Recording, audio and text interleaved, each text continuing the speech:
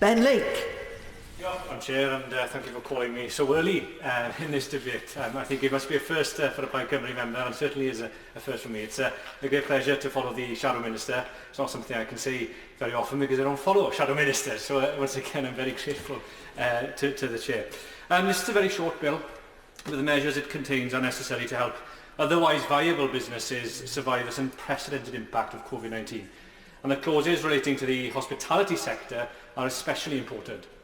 And other honourable members made it quite clear during the second reading debate and just how important this sector is, and indeed the Minister, in summing up the second reading debate, pointed to the fact that this is a sector which employs as many as a third of the UK workforce. Others have also argued quite effectively that businesses, when they are able to reopen safely, urgently require as much flexibility as possible to adapt to the way that they operate, not only to comply with social distancing requirements, but also to cater to change consumer demand and habits. And with this in mind, Madam Chair, I turn to address Amendment 1 to Clause 11, tabled in my name. And I should like to make it clear that this is a probing amendment, and I have no desire to push it to a vote, but I would like, perhaps in his summing up, the Minister addresses a few of the points that we try to make. In short, the amendment is intended to provide flexibility for mobile licensed premises which are already licensed in one place to benefit from the temporary provisions of this Act in other locations. One of the innovative ways that pubs and restaurants in Wales have sought to adapt to the COVID-19 restrictions is to develop, or to try and develop, delivery services. But it has become apparent that the provisions of the 2003 Licensing Act make it difficult for some licensed premises to run such a delivery service. Under the provisions of the 2003 Act, a person cannot sell alcohol from a vehicle or movable structure at a series of different locations, or say, for the sake of argument, house to house, unless there is a premises licence in respect of the vehicle or movable structure at each location where a sale of alcohol is made in, on or from it. Pubs, therefore, and bars for that matter, face complicated restrictions if they wish to reorient their business model to comply with COVID-19 restrictions. But by amending sections 189 and 190 of the 2003 Act, we believe the government could temporarily remove the requirement for licensed premises to have a licence for each location at which a sale of alcohol is made, and thereby help these businesses adapt to these unprecedented times. And as I mentioned, this is a probing amendment, but I would welcome the Minister's comments on these proposals. I would then like to move briefly, Madam Chair, to address the issue of small and independent breweries. I would welcome similar support made for these organisations. We know that small breweries, a quarter of whom currently have no ways to sell directly to the public. And in this respect, I agree with the points made by my honourable friend, the member for Strangford, during the second reading debate. And I do appreciate the points the Minister made in response to an intervention that the honourable member for Strangford made, that as the hospitality in the pub sector in particular reopens, that some of these breweries will find again that they have customers.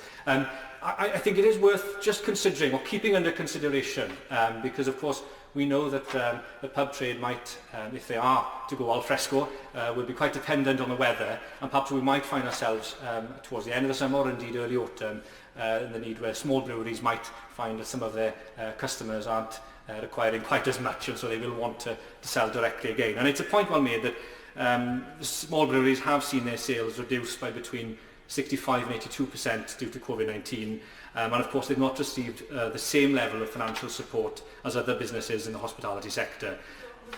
I would... An MP for a constituency which is a lot of small breweries, Madam Chair. I have some sympathy with this. I wouldn't want to see more off sales in my constituency. But doesn't he think the root of the problem is that these small breweries didn't get that support through the existing government mechanisms, which went quite a long way, but they didn't cover this sector? I think the Honourable Lady makes a very good point. A lot of these issues would have been circumnavigated if small breweries were entitled to some of the support measures that were made available to other businesses in the hospitality sector. So I think she makes a valid point. I would, of course. For giving way. Not only is the issue compounded for the breweries and how to sell their products, but they also had a lot of storage of their product which then went off, and they had to disperse of that, whatever way that was done. Does he feel that the breweries got a double whammy, not having their sales and then their stock had to be destroyed?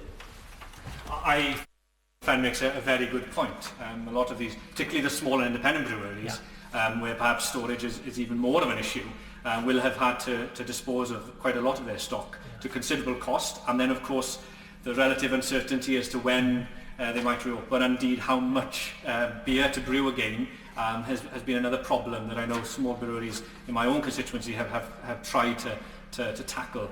I still think that there might be a discussion, or at least it's worth keeping the matter under review, and I would welcome if the government would be willing to do that. I know that the Honourable Member for Strangford has pointed out the temporary events licences and notices. Another proposal perhaps would to consider extending the authorisation of off-sales to small breweries that currently do not hold a premises licence but who are registered under the Alcohol Wholesaler Registration Scheme. That is something, of course, that would be temporary and quite exceptional, but in these exceptional times there might be a case for that to happen.